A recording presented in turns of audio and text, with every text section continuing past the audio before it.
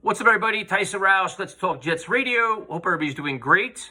The Jets are going through OTAs right now, so I think we're all reading the same reports. I guess some things that I'm thinking about as they go into mandatory minicamp next week is, does, just Jamison Crowder show up? Does Marcus May show up? And what happens with their contracts? Obviously, Joe Douglas was probably pretty adamant that the Jets wanted to get a deal done with Marcus May. They still have another, month and a half to do so. Jamison Crowder is kind of going to be in a stalemate where right now he's pretty much overpaid in terms of what his ability is as compared to his contract.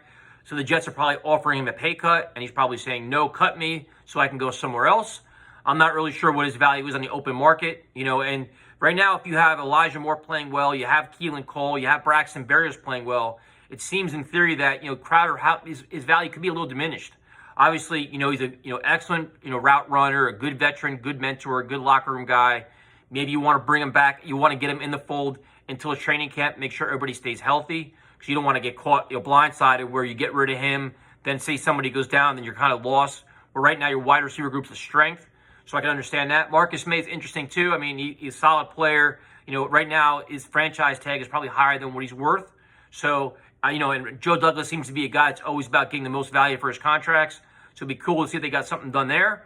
Other than that, there's not really a lot to talk about. If you look at, Denzel Mims being kind of banged up, not really doing much so far. Mekhi Becton being banged up, and that's a concern where you can make a case that, go out and sign a veteran offensive lineman like a Morgan Moses. Spend the money, get the guy, you have the cap space, and make the offensive line a position of strength where you have depth, where you can protect your quarterback. The last thing you want is Becton to go down and we see Connor McDermott again. Or the right side of the line be a complete weakness where it gets overwhelmed by blitz packages. And Zach Wilson's running for his life. So, to me, it's a lot to be played out. A lot's going to happen between now and training camp. Mandatory minicamp next week will be interesting. It seems like everybody's pretty much buying in. There's a lot of positivity. And it's just exciting. Like, Woody Johnson's doing a really cool job with his Twitter account, bringing up all the hype. Seeing Coach Saleh on MetLife, and you hit him with a Jet chant and getting chills.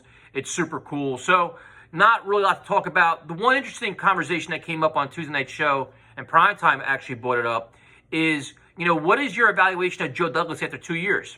He's been on the job 2 years, and, he was hired by Gase, funny enough. But, where do we stand? And to me, there's a lot of good, there's a lot of bad, but right now he's an incomplete general manager, in my opinion. And this is why I'll say that. I like the fact that he went outside the box and he hired Rob Saleh. A lot of us thought he was going to get Wink Martindale or go for somebody from the Eagles, somebody he felt comfortable with. He went outside the box, did performed due diligence, and did an excellent job getting a coach that I thought he couldn't sign. So for that, he gets credit. He gets credit for the Sam Darnold trade, the Jamal Adams trade. He seems to get very good value in trades. He seems to know how to navigate through the draft. He has a conviction. He goes for it, trading up for Vera Tucker. He seemed to get excellent value. They restructured the organization. They've hired guys to help Coach Saleh with, time management, game management. They seem like they have they have a blueprint of what they want to do, and they're going through it. So that's the good thing. The bad thing is the draft classes, we don't really know what we have yet. And I understand there's a lot of positivity surrounding this, especially the current draft class, where everybody's hyping up every player almost. But you look at last year's draft class, and a lot remains to be seen. Some of the guys made some splash plays, and then they were all hurt. A lot of the guys were inactive. You got Kamala Clark and Morgan, all this. So to me, the draft has a lot remains to be seen.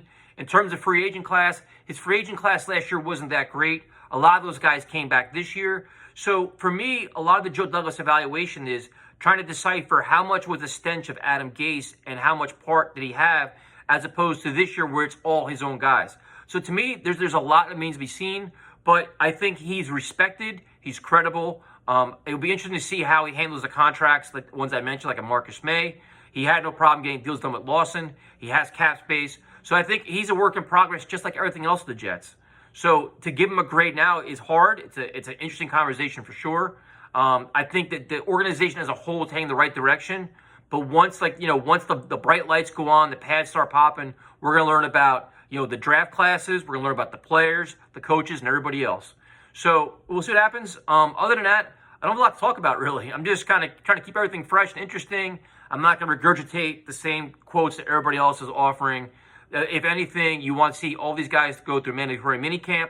You want to see them stay healthy. You want to see them stay out of trouble, and then get to training camp, and then the fun begins. And it's so cool that we're going to be able to go to games.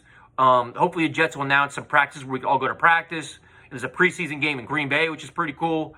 And that's it. So have a good day, have a good weekend, and we'll talk to you probably Monday night, the live stream, or Tuesday, the radio show.